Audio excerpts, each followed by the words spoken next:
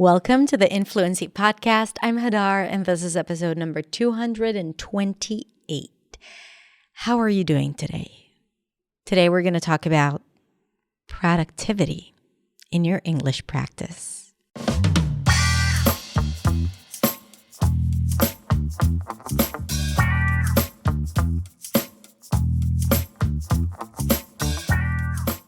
Hey everyone. How are you doing? I hope you're doing well and you're happy and healthy. And today we're going to talk about, like I said, productivity.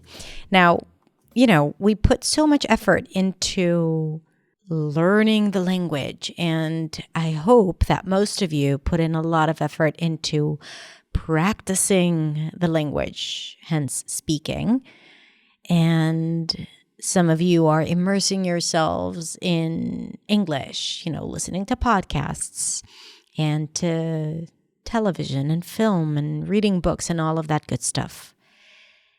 But what happens when you are doing the work, but your brain's capacity to retain the information is so small that even though you're spending an hour or 30 minutes or 2 hours a day or a week, it's pointless because you're not really learning what it is that you're trying to learn. And the reason why that happens is, this could happen because of many different reasons, but a lot of times it happens because we're not being productive.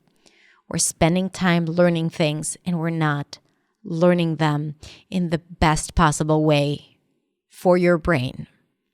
And one of the biggest reasons for that is because we constantly keep ourselves distracted. We are always so distracted. Now, I know I'm speaking about myself, but I think as a generation, in this century, most people are constantly distracted. There's always something. Another episode, another notification, another comment, another like, another post that we just have to look at, another trend, another platform. There's always something. And we always feel like we're missing out on something. And that creates this constant state of distraction.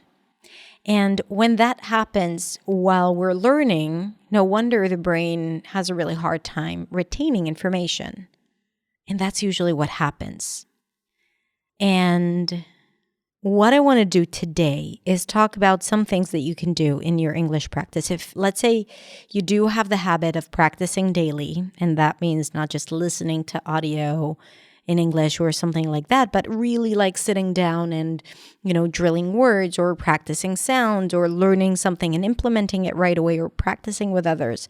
So let's say you have that habit, which I hope you do because it's so important to have it. And I'm going to link to episodes telling you why it's so important to have it. And when you do practice, yes, it's also important what it is that you practice. I have some episodes about that too. Don't worry, I got you covered. But let's say you have all of that figured out, but you're constantly distracted and you're doing 5 different things at the same time, then you are not going to get the outcome that you want. You're not going to get the outcome that you deserve based on the energy that you invest in the practice. You will be investing a lot of energy and intention, but, the benefit is going to be a lot lower when you're not working in a productive way, when you're distracted, when you're doing too many things, when you're multitasking. So today is all about productivity. I'm obsessed with productivity. I try to implement a lot of different systems and methods. I've been trying to do that for several years, and I'm still searching. I'm a constant learner and also a bad student. So I wouldn't say I'm the person to teach you everything about productivity because I'm still figuring it out on my own. But I have learned a thing or two, and I also see what works and what doesn't work for my students inside of New Sound and beyond my programs. So I want to share that with you today. And there are a few things that I'm going to share about productivity, and I would love for you to even take notes, or if you're driving or doing something after you listen to this episode, just try to write down some of the bullet points of what we discussed. And before you do your English practice, you go into your English practice next time, try to follow at least one piece of advice there. All right, one of the tips that I share, and see if that helps. And one of the things, as you'll hear inside the episode, is creating a distraction-free zone, which I think is so incredibly important and underestimated. It feels like, it's okay, I can keep my phone here. It doesn't really matter. I can have discipline, but I cannot tell you the difference not having my phone with me when I'm working makes than when I do have it available. And, even though I don't have any notifications, no pings, it's always on silent. Sorry for all my friends and parents and sister who try to reach me during the day and I'm never available because it's always on silent. But you get the point. It's still right there next to me. So when it's available, I'm a lot less productive. And I always feel like I've worked so hard, but there is nothing to show for it. And I don't want it to happen to you. So that's exactly what I'm talking about in this episode. Now, when you're done listening, I'm inviting you to come on over to Instagram. I'm on Instagram at hadar.accentsway, and send me a DM. Tell me if this was helpful. Tell me if you disagree with me. Tell me if you have any other tips or ideas that you'd like me to share in your name with the community. So I would love to do that. And also, if you've been listening to this podcast and you haven't subscribed just yet, then make sure you subscribe so you get a notification every time I release a podcast episode. All right? And you can also rate and review the podcast. I would be eternally grateful to you. Thank you so much. And let's listen to today's episode.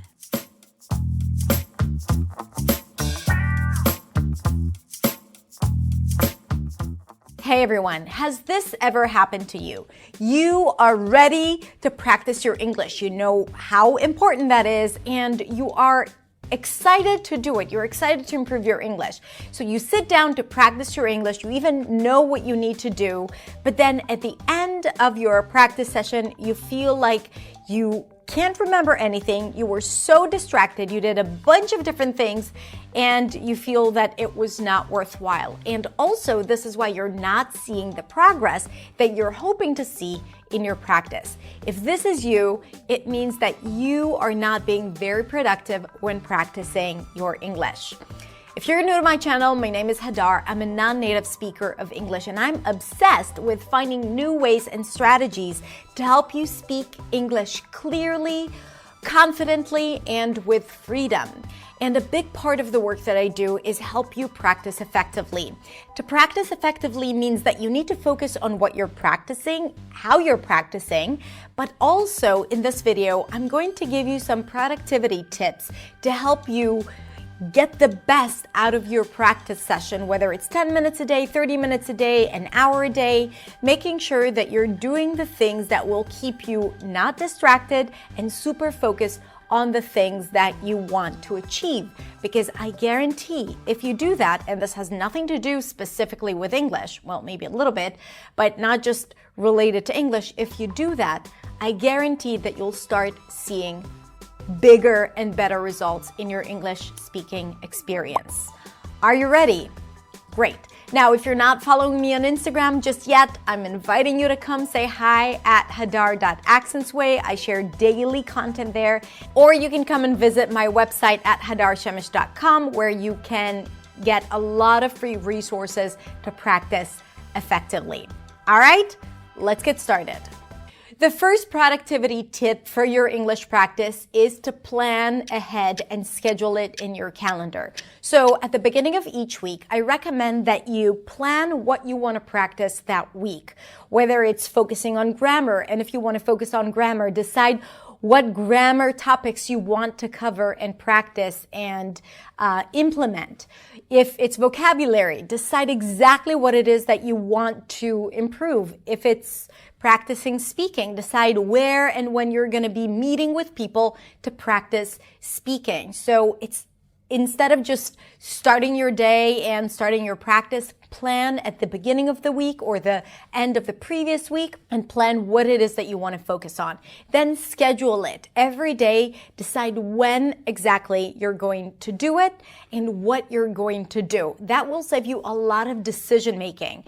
Usually when we need to make a lot of decisions and, like when we practice English, we need to decide what we want to learn and what would help us improve. Then there is this thing called decision fatigue. When we have a lot of decisions to make, our brain gets really tired and we feel exhausted. So by the time we arrive to practicing the things that we said that we're going to practice, we feel so defeated because we had to make all these different decisions before even starting. Which video to learn, what topic to learn, where to look for it, what time in the day should I practice. Even though these may sound like small decisions, these are still decisions that your brain needs to make. And the more decisions you have to make, the more exhausted you will feel by the time you start your practice. Try to eliminate as many decisions as possible before your practice session. Now, also when it's scheduled, you schedule everything in your day around it and really try to make it non-negotiable. So for example, if you decide to practice between 9:30 to 10 a.m. every day or 3 times a week, then make sure that you're not scheduling other things, not doctor's appointments, not conversations with friends, not, work meetings, because this is your practice time and you need to take it seriously, okay? So if you make it non-negotiable, it would be easier for you to commit to doing it. Another thing that I want you to take into consideration is to understand how it is that you like to learn and how you learn best. For some people, it's best to learn first thing in the morning. For others, it's best to do it right before lunch, so you know that once you're done with that, you get to go to your lunch break and, that's some kind of a reward. For other people, you want to do it at the end of the day without all the distractions of the day-to-day life, right? Like of work or family or whatever it is.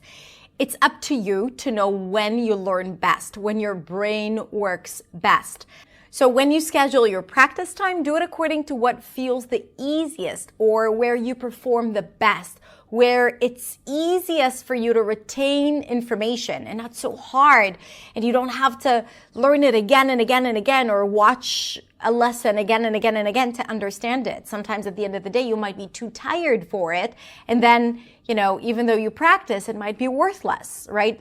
In comparison to doing it at 6 a.m. before the house wakes up, and then you have time and you really, really get it clearly, and then it's a lot more effective. So take that into consideration. It's not all or nothing. It's not practice no matter what. If you don't have time to do it at a time where it's easier for you to retain information, so maybe it's best for you to not even do it, but not to do it and feel frustrated and as if it's not effective. Another thing that is really, really important to be more productive in your English practice is to focus on one topic at a time. Don't try to learn 5, 6 different things, not even 2 different things when you are practicing in a given time slot during the day, right? So if you want to focus on vocabulary, great. Practice your vocabulary, learn 1 word, 2 words, not too many. And I have additional resources on how to practice your grammar and vocabulary effectively, and I'm going to link to that in the description. But really, it's really important to focus on one thing, even if it's just 15 minutes a day, even if it's just 30 minutes. But when you are more focused, you can go deeper than when you're trying to learn a bunch of different things. And here's one more important thing that I'm going to say. Whenever you learn something new, there will always be something else that comes up. Either you'll remember something that you've been wanting to learn for a while, or you'll come across a word that you'd be like, oh, I don't know this word, I need to learn it. And you'd be really tempted to go and search it and, try to learn that in addition. And this is a big mistake because when you multitask and when you try to learn a bunch of things, your brain is not working as effectively. And it would be really hard for you to understand both things or all 3 things or 4 things or 5 things that you're trying to learn versus you just focusing on that one thing that you need to learn and that you said that you're going to learn. So let's say you're starting to learn and then you're reading something and then you see this word and you're like, I've been meaning to find out the meaning of this word. Instead of going and looking for it online, just have an empty piece of paper next to you and write down that word, right? And let's say you continue practicing and then you remember, I really wanted to learn more about auxiliary verbs. Great, just write it down. Don't go and try to find out more information about that as you're trying to learn the thing that you said you're going to learn, right? Because this is a sure way to spread yourself too thin and, trying to learn too many things at a given time.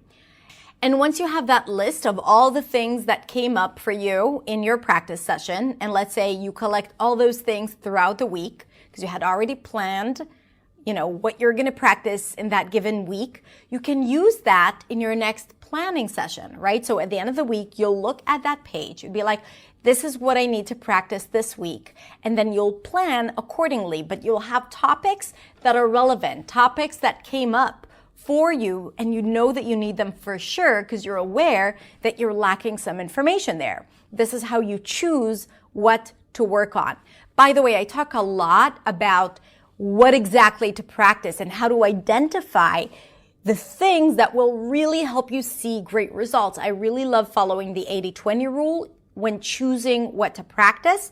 And I highly recommend that you watch my episodes about it. And I'm going to link to all of them in the description below. Really, if you want to work more productively and effectively, you're going to want to watch those lessons. The last thing I'm going to talk about is to create for yourself a distraction-free zone. It's so hard to stay focused these days. You start doing one thing and then you get an email notification, a WhatsApp notification, Instagram, Facebook, LinkedIn, TikTok, all of those things that keep drawing your attention to anything but the thing that you wanted to do and to focus on, right? You might start your English practice and then your mom calls or your sister calls or your daughter calls or your son calls. And then, of course, you can't continue doing what it is that you need to do. It's really important to create for yourself a distraction-free environment, meaning if your phone tends to distract you and to draw your attention, then make sure that the phone is turned off and is in the other room, not even next to you, so you're not tempted to turn it on. And give yourself, like 20 minutes or 30 minutes of just focus time without any distractions, without your phone. If you tend to work on your laptop and it's so easy for you to open another browser and check your email really quickly, right? Or, have your WhatsApp on your browser, or maybe look for the definition of words or go research something on YouTube. If that's what you're likely to do when practicing, then I recommend, first of all, working with one browser and being really disciplined in that sense. But also there are apps that can block access to some sites. You can put a block on Facebook or even Google for, let's say, 20 or 30 minutes until you know that you are done with your practice, and then you can go and do your research or just continue on with your day. It is so important to manage distractions, really, because when you're able to stay focused, and I highly recommend not exceeding the length of, let's say, 25 minutes, and then you can take a break and come back, right? So the brain can stay focused for short periods of time, and you need to take breaks in between. But when you take breaks, don't go on your phone immediately, or don't go and watch a YouTube video immediately. Go walk around, stretch, dance, and then come back and do the rest of the work. Or just do a 25-minute practice session once a day, and that's it. All right, so when you follow these productivity tips, I think it would be really easy for you to stay more focused, and that would make your English practice a lot more effective. Now, I have a question for you. What is your productivity tip or strategy that has helped you stay focused when practicing your English or when doing any other kind of work? For me, for sure, working in the distraction-free zone has been extremely helpful and has improved my productivity by a lot. So I really want you to try it out. But also planning out would be my second best advice for you for staying productive and starting to see more and more results in your English. All right, so I can't wait to hear your recommendations. And if you have any other questions, please feel free to share them in the comments below. Now, if you like this video, consider sharing it with your friends and family members, with your students, whoever you think might benefit from this video. I really appreciate you. Thank you so much for being here. And I can't wait to see you next week in the next video. Bye.